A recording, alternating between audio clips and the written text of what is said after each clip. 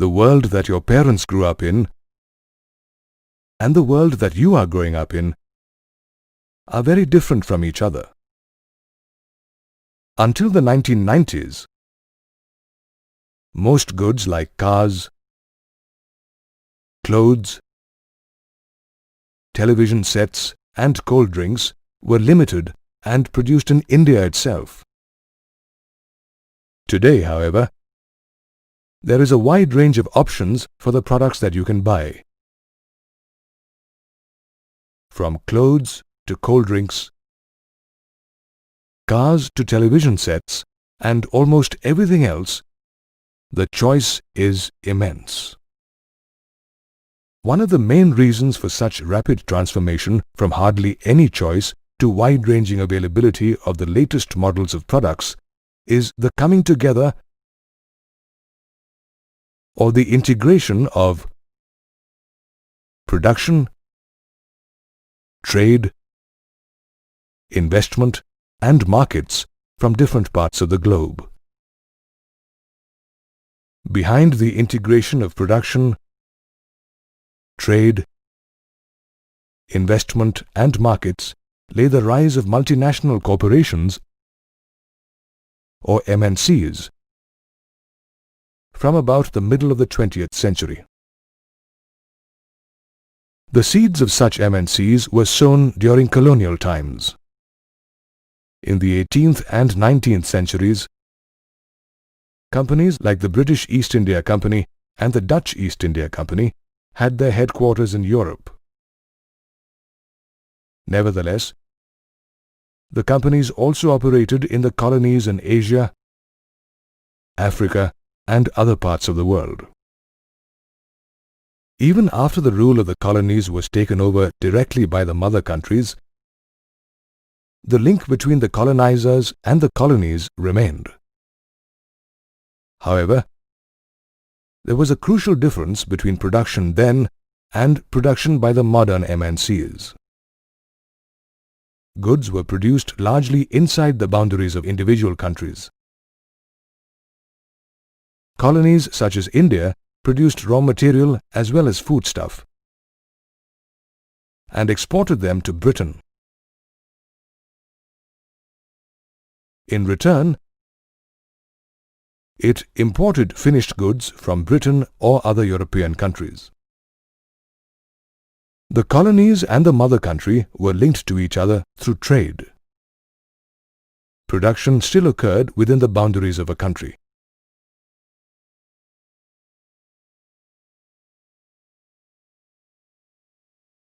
With the independence of the colonies in the 1940s and the 1950s, this link between production and export of raw material and the import of finished goods continued. A new type of company, known as the multinational company, arose in the developed nations of North America, Europe, and Japan. They wanted to spread to areas where they could produce their goods cheaply and find markets for them. Countries in Asia, Africa, and Central and South America were the ideal places for these MNCs to set up offices and factories. Labor and other resources were cheap. The markets were large, and the chances of earning profits were huge. Initially, however, the indigenous production in these countries of Asia, Africa, and South America was protected through trade and other barriers.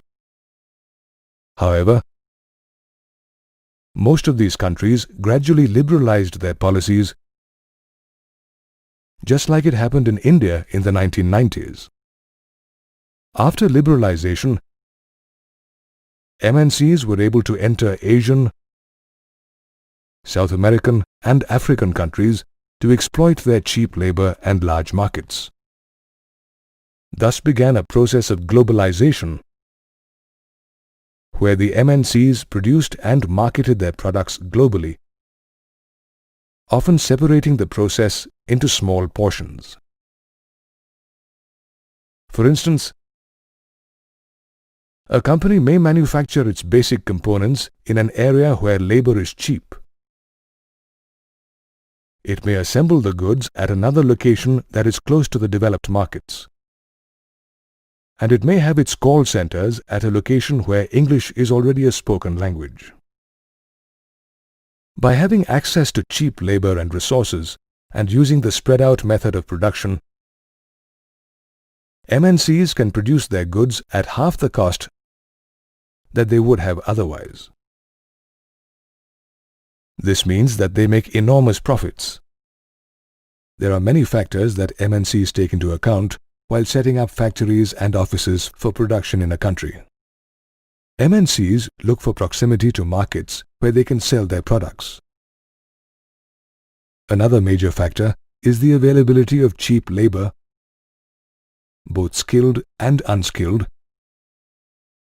that MNCs can employ in the factories. MNCs also take into account the availability of other resources like raw material and infrastructure like transport, electricity, and banking facilities when they put up factories in a country. MNCs may also be more comfortable in countries where they can influence the government's policies in their favor. Did you know, before the Indian government adopted a policy of liberalization in 1991, most MNCs were not allowed to set up their offices and factories in India. Once assured of markets, labor, other resources, and favorable policies, MNCs then set up offices and factories.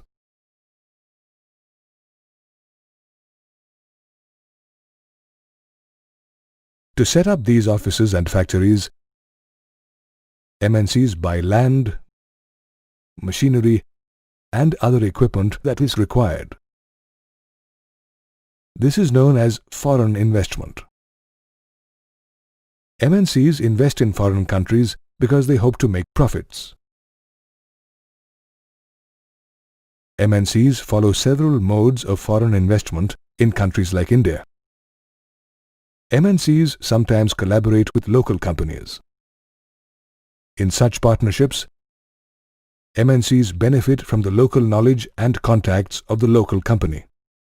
The local companies, on the other hand, benefit from the investment as well as the latest technology that MNCs bring with them. Another method of foreign investment, more common than partnering, is for MNCs to buy up local companies and spread their control over production and investment. In this manner, MNCs move into and expand the local company's existing production base, contacts, and markets without having to begin from scratch. A third channel that MNCs use for foreign investment is to place orders with small local producers. MNCs invest in small producers who make and supply the products to them, who then sell it under their banner. Globalization has influenced the Indian economy since 1991. Let us review its effect on consumers, producers, and those who work for the global sectors. Consumers have largely benefited from globalization. Producers of goods, in order to be viable, have had to compete with each other to the benefit of the consumers. This has resulted in lower prices and a greater choice of goods. However, consumers who have benefited the most are the well-off urban middle class. Can you imagine why? The well-off sections of society are the ones who can afford to buy the kind of consumer goods that are available in the market today. As a result, their lifestyle has changed dramatically. If we assess the impact of globalization on producers, we find the result to be mixed. Some producers have benefited immensely, while others have suffered at the hands of globalization. MNCs are one set of obvious beneficiaries. They have posted tremendous profits and invested more and more in India in the last 18 years. MNCs' investment and production has largely been in the consumer goods sector like automobiles, electronic items, fast foods, cold drinks and mobiles. Some have also invested in sectors like power or services like banking. MNCs have also benefited as they have been provided accommodation in special economic zones or SEZs with state-of-the-art facilities, a 5-year tax holiday, and flexible labor laws in their favor. All in all, MNCs have made huge profits since they entered the Indian market. In addition, some local companies who have collaborated with the MNCs to supply them raw material or services have also gained from globalization. People who have found employment with MNCs or their allies have also obviously gained from globalization.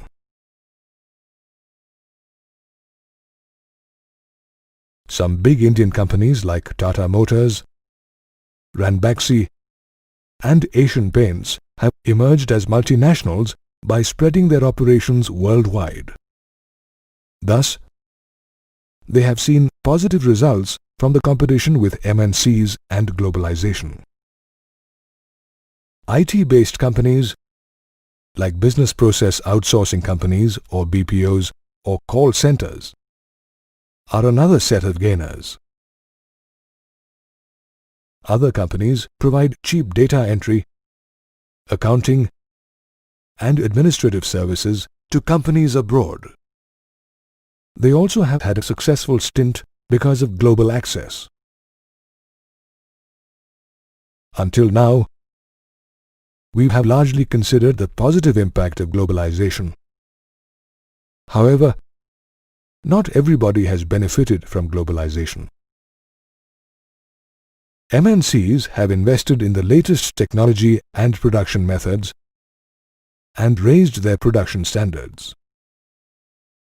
Small producers who lack the immense resources commanded by MNCs have been forced to compete with them. This is because MNC products are today freely available in the market.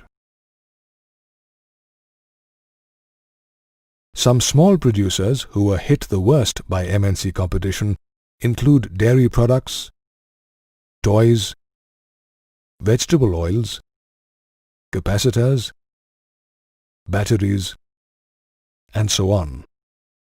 Some of them have either left their production units or now produce at a fraction of their earlier capacity. Another sector that has faced hardships because of globalization is labor. In many factories, working hours have increased and jobs have become insecure. MNCs often employ labor on a temporary basis. They have lost legal protection because labor laws have been liberalized in favor of the MNCs and big companies.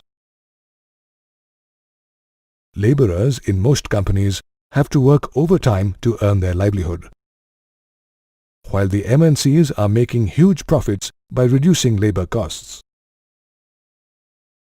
Globalization and competition have benefited consumers, MNCs, their suppliers and allies, and big Indian companies. Nevertheless, they have also made employment uncertain and put small-scale enterprises in some difficulty. As we have seen in earlier modules, the fruits of globalization have been unevenly distributed. Those who have the means, be they in terms of education, wealth or skill, have benefited the most from globalization. They include well-off consumers, MNCs, their suppliers and employees, big Indian companies, IT-enabled industries like call centers, and so on. Did you know Belgium, Austria, and Sweden are counted as the most globalized countries in the world? People who are not so educated, wealthy, or skilled in some profession, or those who have had to compete with MNCs, have not fared so well because of globalization. Those who have suffered because of globalization include small-scale producers and labor. This uneven distribution of benefits leads to the question about what can be done to make globalization fairer so that all sections can benefit from it. The government can certainly play a positive role to ensure that the benefits of globalization are indeed global and not restricted to a few. The government can formulate labor laws that are effective and watertight and ensure that the rights of workers are protected. The government can also have policies that protect the interests of the small producers against the MNCs. These protectionist measures can be withdrawn once the small producers are strong enough to stand on their own feet. Till then, the government can support their small production units. The government can also erect some barriers to protect the domestic economy from foreign trade and unfair competition from developed countries. The government can align with other developing countries to negotiate with WTO to impose trade restrictions like imposition of tariff and quotas wherever required.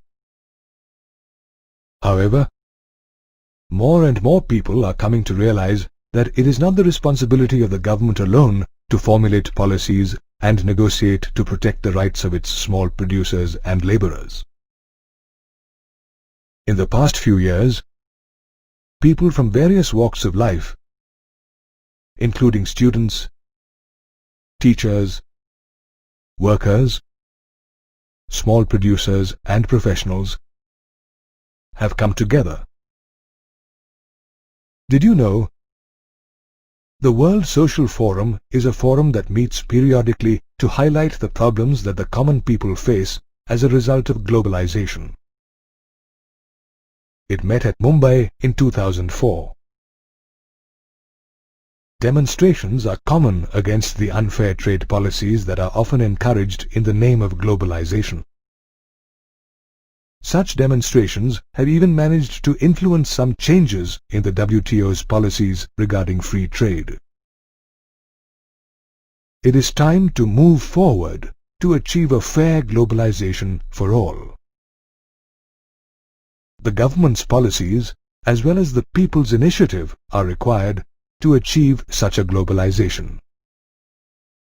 Since the 1970s and 1980s, there has been a great rise in foreign investment, production and trade, especially by multinational companies or MNCs. MNCs have established themselves and invested heavily in areas where they can produce their goods cheaply. The rise of MNCs has thus meant a substantial integration and increase in the amount of goods produced and marketed between various countries. This integration of production and markets across countries is known as globalization. Some of the factors that have facilitated such globalization are the rapid development of technology, liberalization of policies, the role of organizations like the World Trade Organization or WTO, and the establishment of special economic zones or SEZs.